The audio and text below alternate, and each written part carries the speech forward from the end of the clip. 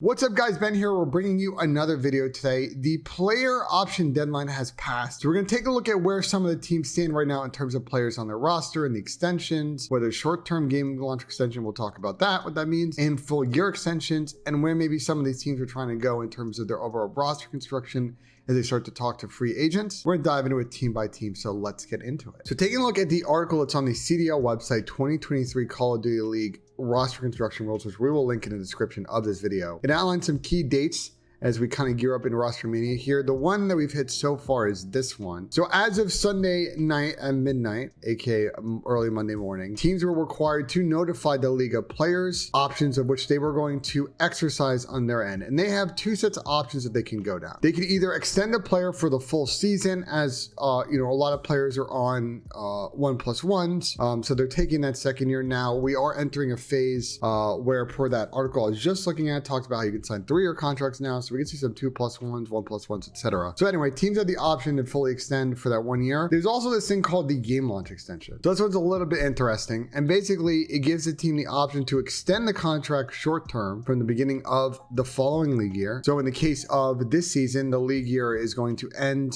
or the current league year is going to end on the 21st and then begin on the 22nd. Extend from that date to 2 weeks following the release of the Call of Duty game. Now this is based on the notes we have here from last year's game. I assume it's the same. Hopefully they update this so we can get more clarity. If it's 2 weeks, December 1st, yada yada. Anyway, basically the gist of it is then teams basically have the option to basically extend a player, see what's still out there in Rostermania, see how the team plays in the beginning of the season. If they want to move forward with that player, great. If not, they're released, they're a free agent, they can do whatever they want. It's also probably not stopping them from saying to the player, we're kind of maybe in and out on you. If you get an offer out there or you drum up some options, we'll talk about buyouts and stuff like that, and kind of if you want to leave, we can figure that out. But that's obviously situation by situation. So anyway, those are the rules. We've had that player option deadline pass. Unfortunately, the CDL website is not updated yet, which is unfortunate. We're on Wednesday. I'm recording this Wednesday morning, and it's a little bit tricky. Now, luckily, we did have a little bit of a savior in this one. My boy CDL Intel, aka Crone, shout out, was able to get some document, I guess, or some list of players and sort of their options based on what was submitted to the league. So let's use that and dive in here and discuss some of these options. So we're going alphabetical. We're going to start with the boys on Atlanta FaZe. And no surprises here. Obviously, this team was in the grand finals of champs this year, just came up short, and really came up short in a lot of matches this season. No surprise they're running it back with the squad. At least that's sort of the way that this appears. Persini being a free agent makes sense to me.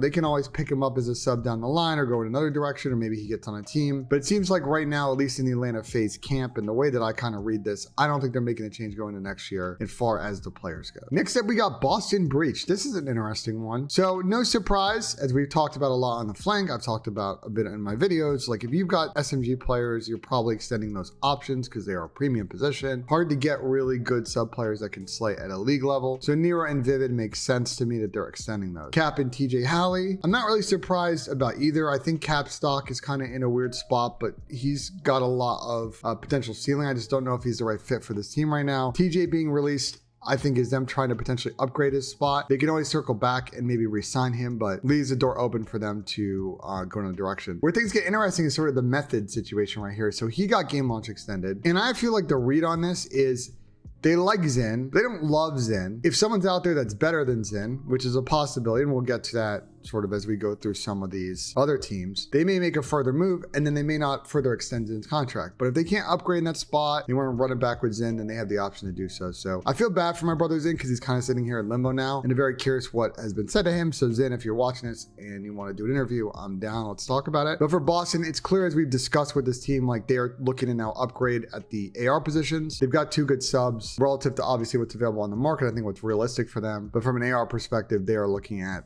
potential upgrades here, and we'll see what happens over the coming weeks. So Florida tweeted out their situation. I actually couldn't find a Crone tweet for this one, but Florida tweeted it out. Basically, 2 real Skies, Yeez, Awakening, and Major Maniac are UFAs. Lower down in the tweet, Ogre 2 is the GM of the team. Halo Go, one of all-time best players in Halo, clarified that 3 of the players, Skies, Awakening, and Yeez, are UFAs because there's not a second year of the deal. They're done. And the org did not want to exercise the option on 2 real or Major Maniac in terms of second year of theirs deals. So those are the players that had sort of the option pending. But interestingly enough, they are keeping around Day Patty. So the Florida thing is pretty much a full squad wipe outside of one player. I don't know really what to read in the Dave situation. Maybe he is going to play next year. Maybe it's more of a potential sub thing down the line. But it seems like Florida is pretty much wide open right now for a lot of changes. I've heard a couple of different versions of what this team might be. I think some involves some of these players, some involves entirely new players. But this is basically a clean spot and one to watch the next couple of weeks because I think this team could potentially upgrade from last season. I would say potentially because it sort of depends on what you think of some of these different versions of rosters that I've heard, but none of them are like really solid enough that I feel comfortable coming on here and saying this is happening and they're really thinking about it. It's more like exploratory conversations on Florida. And I think a lot of it's dependent on it, free agents like Attach or Hydra or Afro kind of picking their final destination that will kind of domino into what Florida will move forward with from a couple of things. I also think, to be fair, a couple of the potential options that Florida is looking at require buyouts of players. So again, this one might take a second to sort of unfold in terms of clarity on what they're going to do for next season. All right, so next up is London, and no tweet I could find from the org really on the situation. Really, in fact, the org just hasn't tweeted that much in the last couple of days, which is interesting. But basically, from my understanding of the London situation, if Crohn's only tweeting out players that had options or whatever, it sounds like London's a complete kind of empty slate right now. Like all those players are either UFAs or didn't get their option picked up. Not a real good sense right now of what's going on in London. Like they're getting linked to obviously bans being free. We'll get to that in a minute. Will they bring back some of the players? What happens with Afro? That's another one that I think right now, like they are fully evaluating options. They haven't settled on like a plan A, plan B, plan C type situation yet. But right now they are a free spot with 4 complete open starting lineup spots that haven't been contracted yet. So I'm curious to see what happens with them. Do they go with the full EU thing? I like to see them do a mixed EU NA thing, but there's been some hesitancy there on their side to do it, and I don't necessarily agree with that. I think they'd be way better off with the mixed team, but we'll see what happens. All right, next up we've got the champions, the Los Angeles Thieves. Finish off the season in great form. No surprise, they are running it back with their squad. That is to be expected. All these people listed here, Envoy, Kenny, Octane, Duraza, all signed new deals last offseason, so are getting extended. And I would be not surprised, by the way, if they're also odd not offered new deals at some point this offseason. So we will keep our eyes on that. If they get contract extensions, I think a lot of them do deserve it. Pentagram being a free agent is no surprise. He didn't really feature for them at all this season. Didn't seem like that was a good fit. I would like to see Thieves obviously be aggressive in getting a sub just in case, but they may be a little bit more patient. But for the most part, this situation is done. I think not really much to remark about probably in Thieves from a Rostermania standpoint, really over the next few months. Next up, we got one of the more interesting roster situations, the Los Angeles Guerrillas. Funky season, won an event, didn't qualify for champs. Squad wiped their coaching staff. Ricky is now the team manager. Bevels is gone, so they're talking to a lot of different people. They've extended the options on 5 players on their roster: Spark, Slasher, Asim, Hook, and Neptune. They let Gunless walk, so he's not there anymore. My sense of this situation, based on what I've heard around this team, is they're basically going in one of 2 options. Option 1 is running it back with some version of the like Hook, Neptune, Spark combo and sort of adding additional pieces around that, or doing some kind of Slasher Asim squad and then figuring out what you're going to do with Spark, Hook, and Neptune if those are going to go somewhere else. I don't really see like 4 combo of 4 players listed here as being the roster. Like I think there are other players that are going to come in to build their final roster. It's just a question of like which core players in the squad are they going to look at and kind of build around. So that's interesting. It's not a full squad wipe, but it's definitely a change in approach. I mean, this team is basically full squad wiped like every season in the CDL. So this is the first season where they're basically kind of putting a little bit of a spin on it. I think they had some good moments last season. They had a lot of bad moments as well. So I'm curious to see which direction they go in. They are going to be a big player, right? Because if they are selling 1, 2, 3 players, they're going to connect to a lot of teams. They're going to be very heavily linked, I think, a lot in the next couple of weeks. As we get more clarity, I think the first domino to fall, players like Attach and Hydra, where are they going? Who are they teaming with? Everything else is going to cascade from there because then people will need to make decisions. So let's talk about RØKKR. They're up next. We got a tweet here from COO of version 1. The boy Brett Diamond. He tweeted, Attach, Standy, Priester will be unrestricted UFAs when their contracts expire on August 22nd at midnight. The org will not exercise the option on Call Havoc's contract, and obviously they are not closing the door on these players. So basically, Minnesota is a clean slate right now. The only player that they did actually keep supposedly is Fame, which is not surprising. They seem to think highly of that guy. Has had a lot of interesting amateur success. I like that more aggressive sub strategy from Minnesota. I tip it. But again, just like we talked about with Florida, this one is gonna be interesting to see how it unfolds over the next few weeks. option A for them, if I were them, is figuring out how to keep Dylan and letting Dylan kind of attract a new squad. I think that's probably their best path to have a good team in this Rostermania period. Otherwise, it's going to be like a very funky type situation likely, or they're going to have a super young squad that's going to be a little bit more of a rebuild type situation. But yeah, I also think that this org in a squad wipe situation is pretty well suited. Like, they take care of their players, they care. I think the Minnesota playing in a Minnesota thing, and from what I've heard with a lot of players, like, has had some tension because of what Minnesota is like for portions of the year. AKA, if y'all don't live in the United States, if you're international, maybe you don't know where Minnesota is. It snows a lot. It's cold from like December till like April, May, when you're indoors grinding the game. So I see some tension there, but I could see Minnesota being like open to letting the team play from Dallas or whatever. But they take care of the players, and like, if they can figure out how to accommodate some of these stars, they pay pretty well as an org too. Like, they can come out of this Rostermania period with a good squad. But right now, there's a lot of different things that are being discussed in the Minnesota camp. They're talking to a lot of people, doing their due diligence. No clarity yet as to what they're like plan A, what we're going to roll with in terms of the roster for next season. Let's chat about NYSL, the New York Subliners. So this is a fun one. As y'all probably have watched, we had a little bit of a flank episode a couple of days ago that talked about the New York Subliners. And by talked, I mean, it was basically a therapy session. So that was interesting for us to experience. But this is their roster situation right now. Kismet and Paul both getting their options extended. CRIMSIX is a free agent. He did have another year left on his deal, but they did not go ahead and exercise that. Clay is a full free agent because he was signed 2 years ago. And by 2 years ago, I mean prior to the Cold War season. Same with Hydra. So there was no option for New York to extend any option. And I guess they could have tried to, contract extending those players during the last season, but that clearly didn't happen. Now, this situation is an interesting one. So it seems like Hydra is going to be the player they're going to build around here. It seems like Kismet's definitely a part of that. He's been really quiet in all of this. So I'm thinking, based on that he's probably a part of whatever team they're cooking up here with Hydra. Paul came on the show and basically said that he's done with the squad. So I don't know if there's a situation where they're just going to keep him around as a sub, if they're going to transfer him and try to find a new home for him. It seems like Skies as a free agent is heavily linked to this team. So you're probably looking at a Kismet, Hydra, Skies trio looking for one, probably a sub player. That's not a bad squad. I don't know if it's a amazing upgrade from last season. Let's see who the fourth player is, and then I'll reserve judgment, I think, on how I evaluate. If that's the plan A, how it kind of weighs based on how other teams are shaping up in Rostermania. So one to watch, I think, over the next week or two. Fan favorites, OpTic Texas. A lot to unpack here, but really not that much, actually. Dashy and Scump signed new deals when they came over to what was the Dallas Empire entity, became OpTic Texas. So they're running it back. Ilya and Shotzi are free agents. From my understanding, this is because they did not sign new deals because they were already existing on those Dallas Empire contracts.